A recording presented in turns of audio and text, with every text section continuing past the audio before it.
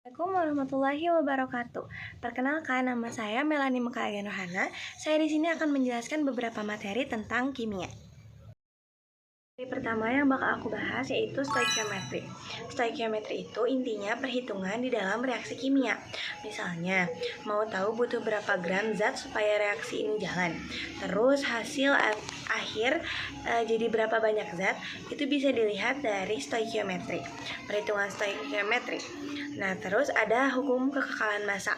Massa sebelum reaksi sama dengan massa setelah reaksi. Zat itu nggak bisa tiba-tiba muncul atau hilang. Lalu selanjutnya ada mol. Mol itu satuan jumlah partikel kayak atom atau molekul. Cara cari mol itu ada beberapa rumus penting, yaitu ada yang massa dibagi mR, terus ada juga yang volume dibagi 22,4 atau gas di STP. Nah, persamaan reaksi itu harus setara.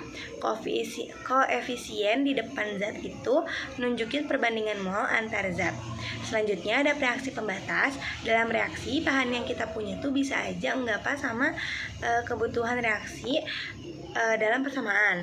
Terus kita bakal ada satu zat yang habis duluan kan. Ketika dia habis, si reaksi ini langsung berhenti walaupun masih ada bahan lainnya. Nah, zat yang habis duluan itu disebut reaksi pembatas.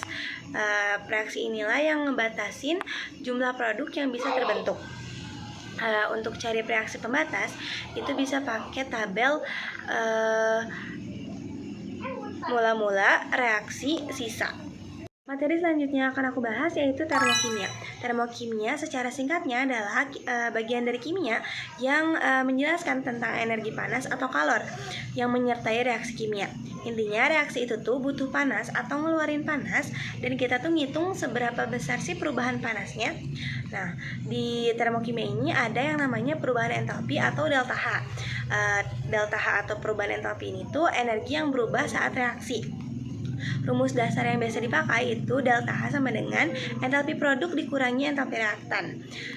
Terus ada juga jenis reaktan berdasarkan delta H. Ada eksoterm dan endoterm. Untuk membedakannya, eksoterm itu biasanya ditandakan dengan simbol negatif atau energinya itu melepas panas, atau nanti saat terjadi reaksi itu terasa panas. Kalau endoterm itu ditandai oleh simbol positif dan menyerap panas, akan terasa dingin saat terjadi reaksi. Terus ada hukum Hess. Hukum Hess ini termasuk ke dalam termokimia. Hukum Hess itu hanya memperdulikan hasil, tidak memperdulikan beberapa langkahnya. Lalu ada energi ikatan. Energi ikatan itu ada kalau reaksi itu ada putus ikatan lalu membutuhkan energi, itu namanya endoterm. Kalau misalkan bentuk ikatan melepas energi, itu eksoterm. Rumusnya delta H sama dengan energi diputus dikurangi energi terbentuk. Lalu ada perhitungan kalor pada larutan kalorimeter. Biasanya dipakai kalau percobaan di sekolah, seperti yang pernah kita lakukan di minggu-minggu sebelumnya. Untuk rumusnya ada Q sama dengan M dikali C dikali delta T. Keterangannya, Q itu kalor dalam satuan joule, massa itu M atau M itu massa larutan dalam satuan gram. Terus ada C itu kalor jenis air, dan ada delta T atau biasa kita cari itu dengan rumus suhu akhir dikurangi suhu awal. Kalau mau cari delta H per mol itu biasanya pakai delta H sama dengan Q dibagi M. Materi selanjutnya yaitu materi laju reaksi. Laju reaksi adalah seberapa cepat reaksi kimia berlangsung. Jadi kita mengukur perubahan jumlah zat tiap waktu. Misalnya konsentrasi reaktan berkurang atau produk bertambah dalam beberapa detik atau menit. Rumus umumnya itu adalah laju sama dengan delta produk dibagi AT, atau laju sama dengan delta reaktan dibagi AT.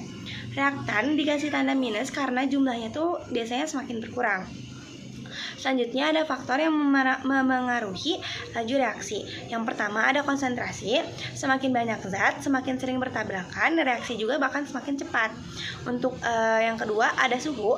Semakin naik suhunya, partikel geraknya juga akan semakin cepat. Tabrakan lebih berenergi dan lajunya akan naik. Selanjutnya ada luas permukaan. Pada tanah yang halus atau serbuk akan lebih mudah bereaksi. Laju juga akan lebih cepat. Untuk yang keempat ada katalis. Zat yang bikin reaksi itu lebih cepat tanpa ikut habis. Katalis menurunkan energi aktivasi atau penghalang energi. Yang selanjutnya ada tekanan. Ini biasanya digunakan untuk gas. Tekanan naik itu konsentrasi gas juga akan naik. Jadi reaksinya juga akan lebih cepat. Untuk beberapa faktor yang memengaruhi laju reaksi ini sudah pernah kami atau kita praktekkan saat PJJ kemarin.